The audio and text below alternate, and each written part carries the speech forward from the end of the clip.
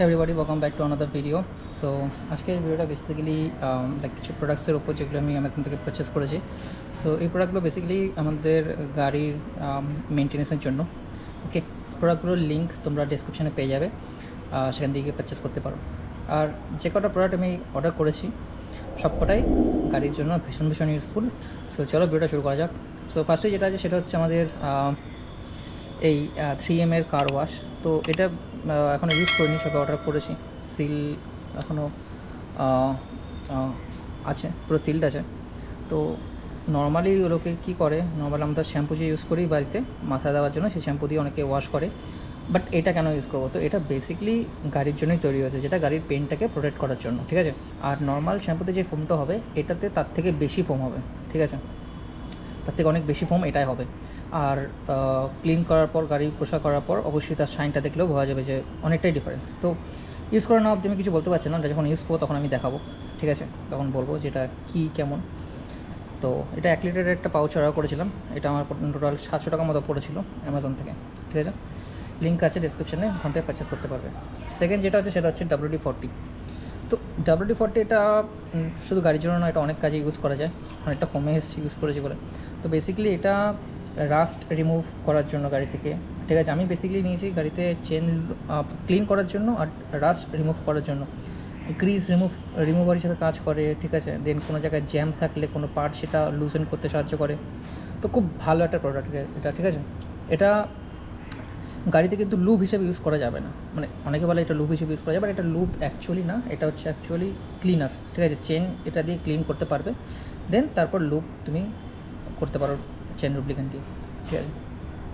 তো এটা খুব একটা ইউজফুল প্রোডাক্ট, যেটা গাড়িতে কোনো মেটাল পার্টে যেখানে জং ধরে গেল সেখানে মেরে দেবে, সেই রাস্টটা উঠে যাবে, আর এটা মেটাল পার্টকে প্রোটেক্টও করবে, ঠিক আছে। দেন হচ্ছে আমাদের এটা হচ্ছে গ্লাইডের গিয়ার অয়েল, ঠিক আছে। এটা বেসিক্যালি আমি চেন লুব্রিকেন্টের জন্য ইউজ করি। তো এইটা দিয়ে ক্লিন করার পর, WD-40 দিয়ে ক্লিন করার পর দেন গিয়ার অয়েল দিয়ে লুপ করি। এটা হচ্ছে গ্লাইডের 85W140, ঠিক আছে, এটা ডেন্সিটি।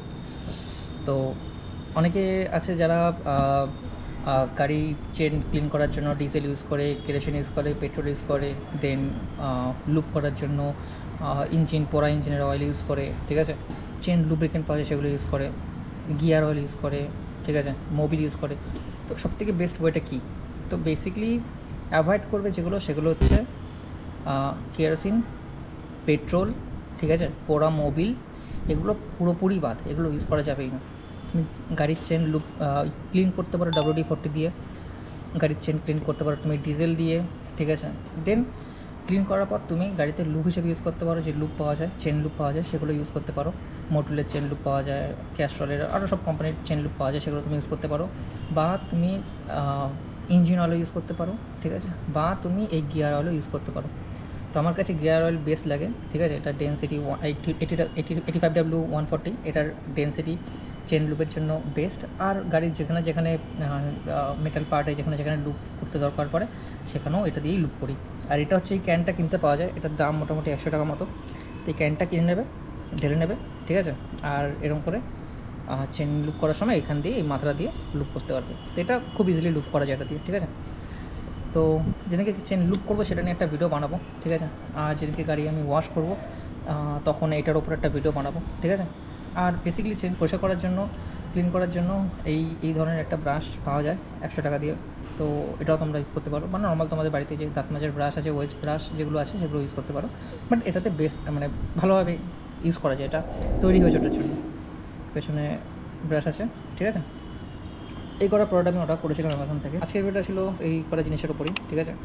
এরপরে যখন আমি প্রোডাক্টগুলো ইউজ করবো তখন আরেকটা ভিডিও করে সেগুলো দেখাবো কীভাবে কী ইউজ করছি। আজকের মতো এইটুকুই, দেখা হচ্ছে পরের একটা ভিডিওতে।